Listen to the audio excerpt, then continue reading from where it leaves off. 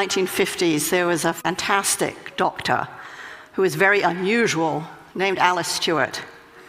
And Alice was unusual partly because, of course, she was a woman, which was pretty rare in the 1950s.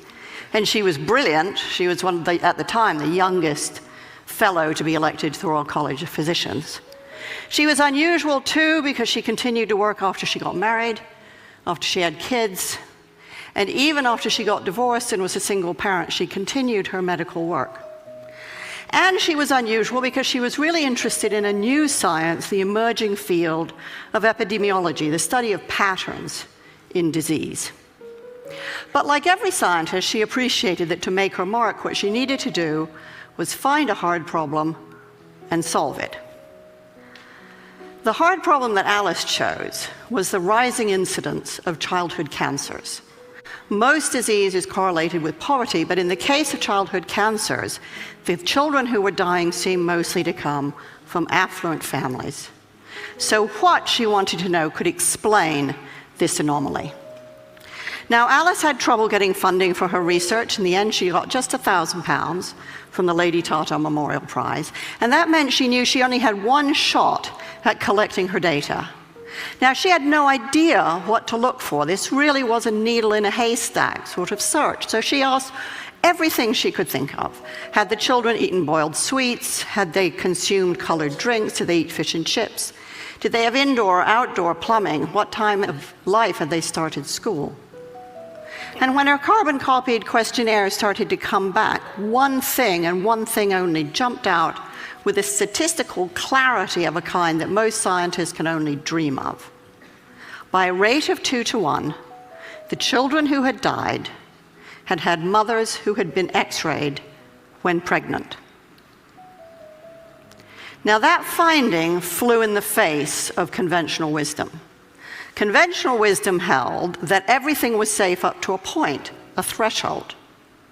It flew in the face of conventional wisdom, which was huge enthusiasm for the cool new technology of that age, which was the X-ray machine. And it flew in the face of doctors' idea of themselves, which was as people who helped patients, they didn't harm them. Nevertheless, Alice Stewart rushed to publish her preliminary findings in The Lancet in 1956. People got very excited. There was talk of the Nobel Prize. And Alice really was in a big hurry to try to study all the cases of childhood cancer she could find before they disappeared. In fact, she need not have hurried. It was fully 25 years before the British and American medical establishments abandoned the practice of X-raying pregnant women. The data was out there, it was open, it was freely available, but nobody wanted to know. A child a week was dying, but nothing changed. Openness alone can't drive change. So for 25 years, Alice Stewart had a very big fight on her hands. So how did she know that she was right?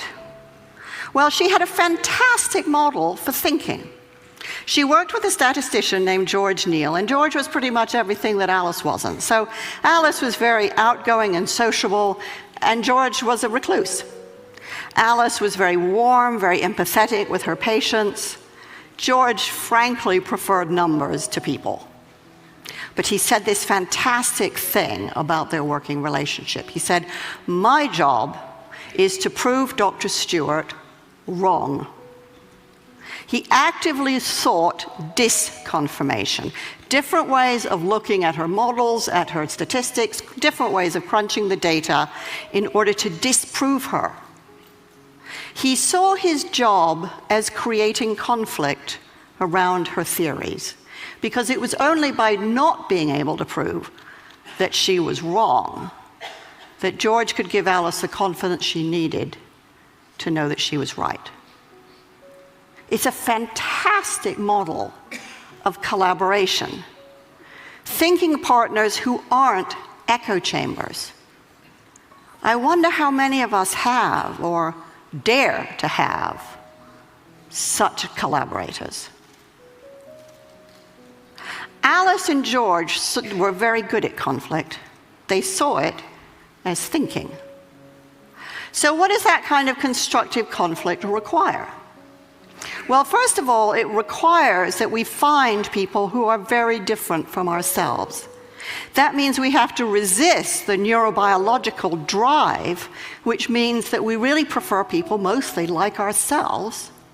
And it means we have to seek out people with different backgrounds, different disciplines, different ways of thinking, and different experience, and find ways to engage with them. That requires a lot of patience and a lot of energy. And the more I've thought about this, the more I think, really, that that's a kind of love, because you simply won't commit that kind of energy and time if you don't really care. And it also means that we have to be prepared to change our minds.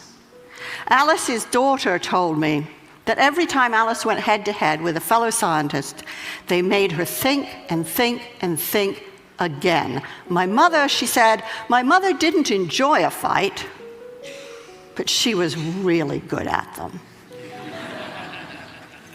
So it's one thing to do that in a one-to-one relationship, but it strikes me that the biggest problems we face, many of the biggest disasters that we've experienced, mostly haven't come from individuals, they've come from organizations, some of them bigger than countries, many of them capable of affecting hundreds, thousands, even millions of lives. So how do organizations think? Well, for the most part, they don't. And that isn't because they don't want to. It's really because they can't. And they can't because the people inside of them are too afraid of conflict. In surveys of European and American executives, fully 85% of them acknowledged that they had issues or concerns at work that they were afraid to raise. Afraid of the conflict that would provoke, afraid to get embroiled in arguments that they did not know how to manage and felt that they were bound to lose. 85% is a really big number. It means that organizations mostly can't do what George and Alice so triumphantly did. They can't think together. And it means that people like many of us who have run organizations and gone out of our way to try to find the very best people we can mostly fail to get the best out of them. So how do we develop the skills that we need? Because it does take skill and practice too. If we aren't going to be afraid of conflict, we have to see it as thinking, and then we have to get really good at it. So recently, I worked with an executive named Joe, and Joe worked for a medical device company. And Joe was very worried about the device that he was working on. He thought that it was too complicated, and he thought that its complexity created margins of error that could really hurt people. He was afraid of doing damage to the patients he was trying to help. But when he looked around his organization, nobody else seemed to be at all worried. So he didn't really want to say anything. After all, maybe they knew something he didn't. Maybe he'd looked stupid. But he kept worrying about it. And he worried about it so much that he got to the point where he thought the only thing he could do was leave a job he loved. In the end, Joe and I found a way for him to raise his concerns. And what happened then is what almost always happens in this situation. It turned out everybody had exactly the same questions and doubts. So now Joe had allies. They could think together. And yes, there was a lot of conflict and debate and argument, but that allowed everyone around the table to be creative, to solve the problem, and to change the device. Joe was what a lot of people might think of as a whistleblower, except that, like almost all whistleblowers, He wasn't a crank at all. He was passionately devoted to the organization and the higher purposes that that organization served. But he had been so afraid of conflict until finally he became more afraid of the silence. And when he dared to speak, he discovered much more inside himself and much more given the system than he had ever imagined. And his colleagues don't think of him as a crank. They think of him as a leader. So how do we have these conversations more easily and more often? Well, the University of Delft requires that its PhD students have to submit 5 statements that they're prepared to defend. It doesn't really matter what the statements are about. What matters is that the candidates are willing and able to stand up to authority.